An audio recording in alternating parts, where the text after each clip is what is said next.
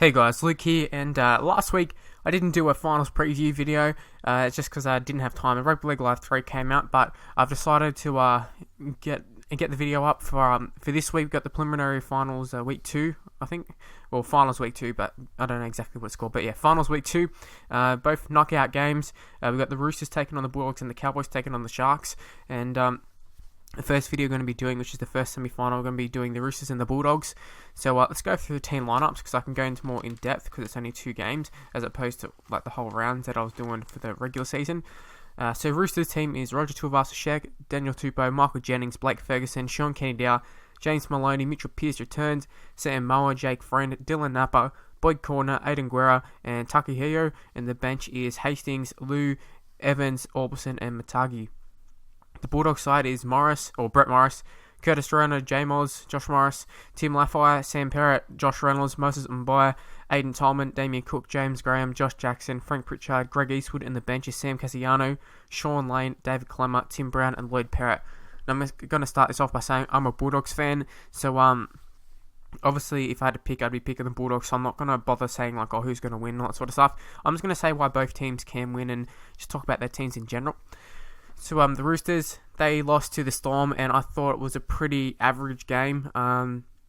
Both sides weren't that great or anything. Obviously Storm won, so they were the better side, and I thought it was a deserved win. I thought Roosters were quite average. They didn't really do too much, apart from their little flurries like at the end, and then obviously they got that amazing try. I think it was Kenny-Dow finished it off, but with the Hastings kick. But apart from those little moments of brilliance, there wasn't too much to be happy about for Roosters fans. Maybe that was the loss they needed after having such a big win streak. That probably is the loss that they needed to kick up the arse, just a little bit of a scare. Or maybe that just shows exactly how you got to beat the Roosters. I think to beat the Roosters, you gotta have to take them on the forward. And I thought Storm's forwards really aimed up that game, which is something you don't really say too often about the Storm forwards. But yeah, I thought they definitely played ball, and Cameron Smith out of dummy half was very, very threatening. So you know that could come in more for the Bulldogs, with Damien Cook being quite threatening out of dummy half. For the Bulldogs, they were absolutely dreadful. I said on Twitter, if you want to follow me on Twitter, at Mr. Luke on YT is my Twitter handle. It's in the description below. And I also got Facebook, which is linked to the Twitter page, if you'd prefer to do that. I was saying, we don't deserve to win. Even if we do win, we didn't deserve to win. And that's truly how I felt. I was disgusted. Seriously, once the Dragons hit the lead, I was absolutely disgusted. For all hope was gone. Obviously, we ended up winning. We're very lucky to have Frank Pritchard on board for this game. I think not that obviously I'm a Bulldog supporter, and there's probably some bias, but I do think he should have got off. But obviously I didn't really expect him to, but he has, so that's a huge positive for us. But in terms of our actual performance against the Dragons, we were dog shit. Although they're to our credit, defense on the goal line was quite good. We've defended a lot on our own line, but I'm not sure if we underestimated the Dragons or we just. I can't say exactly for sure what happened, but you got to assume that we went into the game expecting a win, and it didn't really work out that way. It always seems to happen when a team's heavily favoured. Nothing really seems to go their way, and there's the underdog victory. But thankfully, we got through that one.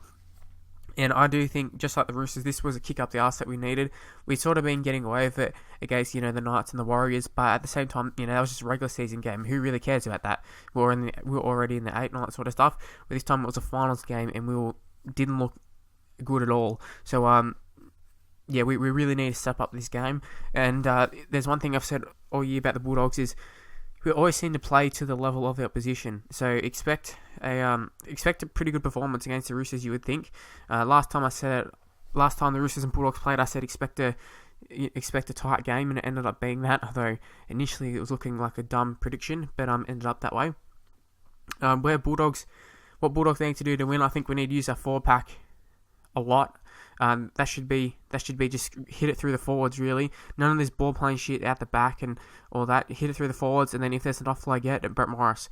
Brett Morris needs to see more ball, and I was really frustrated with the amount of ball that the right hand side was getting. Tim Laffire and Sam Perrett have not been in form lately. Although Sam Perrett did a good run to set up the first try, in general, not being in good form, especially Lafai being absolutely horrendous with the ball, whereas Josh Morris was on fire last week, and then he saw the ball a few times, and Moses Mboya, I think Frank Pritchard's down left-hand side. That's our lethal side, and we don't use it. Curtis Rona, one of the top try scorers of the NRL. Makes no sense. For the Roosters, I think they also need to sort of aim up in the forwards, and they need to not get dominated, which I don't think they probably won't get dominated, and then it's up to the halves to take over from there. I think they've got the stronger half, so that's keep in mind Pearce playing, although I think Hastings has been equal, maybe even better than what Pearce has been, so I don't think they lose too much if Hastings plays, which is a surprise to me. A few weeks ago when he was playing, I didn't really rate Hastings to be like that good of a player from the 20s, like stuff I'd seen of him from there. He didn't look outstanding or anything, but he's coming to first grade and he just has a cool head about him. Tuivasa-Sheck is the X factor for Roosters, I think. If you keep him quiet, you sort of keep the Roosters pretty quiet. So it's gonna be a hard ask to keep him quiet, but you need to kick to the corners and hope that Tupou and Kenny Dow are pretty quiet as well with their kick returns and that. For the Bulldogs, obviously, I think Brett Morris is a super important player. I also think Damien Cook out of dummy half can be really, really important for us. So yeah, I've talked enough about this game. You all know how I feel. I'm obviously going to predict the Bulldogs win, so take it with a grain of salt my actual predictions for the win, but that's just talking about the game. The second one is the Cowboys taking on the Sharks. Now, first off, I'll say I didn't watch the whole game for Cowboys or Broncos or anything.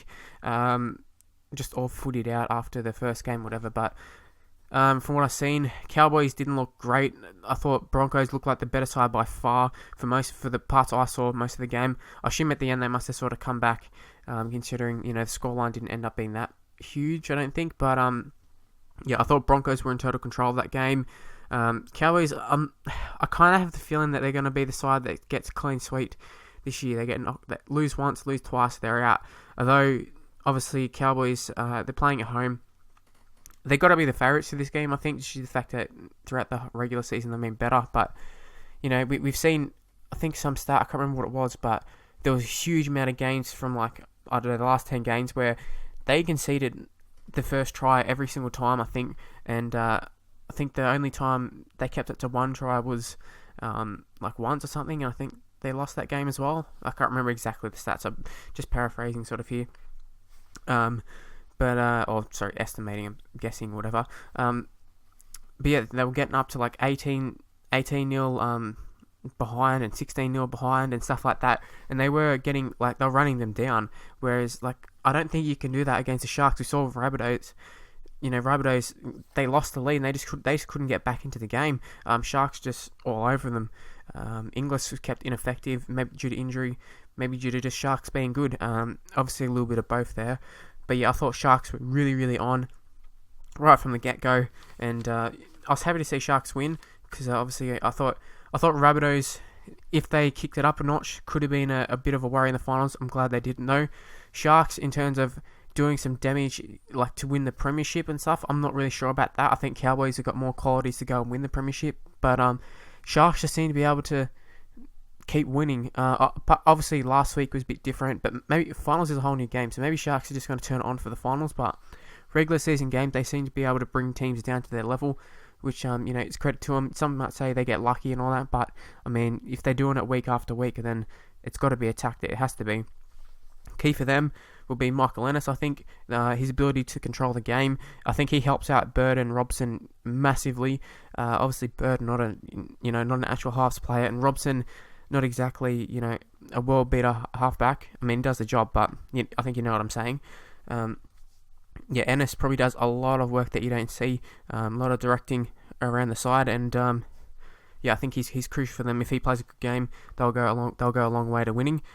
One thing I don't really like is still off the bench. You got Ben Barber comes on. I mean, I don't get it. You take off. I mean, this time it worked out alright because Valentine Holmes got hurt last week, but taking off Michael Gordon or whoever they end up actually taking off, it just hurts the team in my opinion. I don't think you can go and win a premiership with having a player like Ben Barber off the bench. This isn't the Ben Barber of 2010, who's coming on and wrecking teams. He does virtually nothing off the bench, so you're better off having another forward there. I think Fafita was a big in for them last week. Just obviously, he's a good player. He's a great player. Whether you think he's a dickhead off the field, which I do, he's a great player when he's on form. He's virtually unstoppable at times. So you've got that going for him. For the Cowboys, obviously Thurston and Morgan need to run the show a lot more, I think. And I think Scott and Tamu, they need to aim up, as well as, Tumalo and all that sort of stuff. I thought it was quite strange because Jason didn't play last week. I don't know if it was an injury, but, you play him all year and then drop him for Ray Thompson, who I don't think Ray Thompson is that effective at dummy half, so I'm not sure what's to go there. I think Greenfield needs to take a lot more runs, and, just the whole team in general just needs to play a lot better to be a chance. For the Sharks, I'm not really sure where you'd even target them. I suppose you just got to maybe not try and get into the grind with them. Maybe try and blow them away early.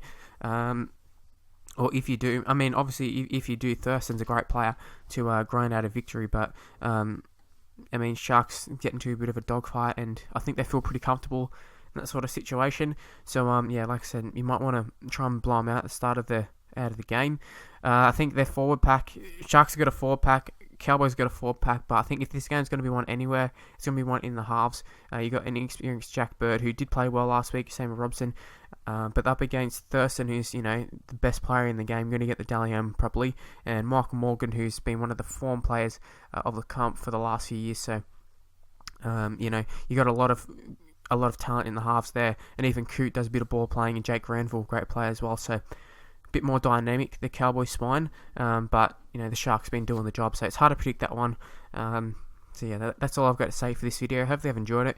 If you leave a like, be very much appreciated. Subscribe to my channel, follow me on Twitter at Mr. Luke on YT. Thanks for page in the description below, and leave your comments with your predictions for the games, and I'll definitely take a look and tell you if I agree or disagree. Alright, see you later guys, bye.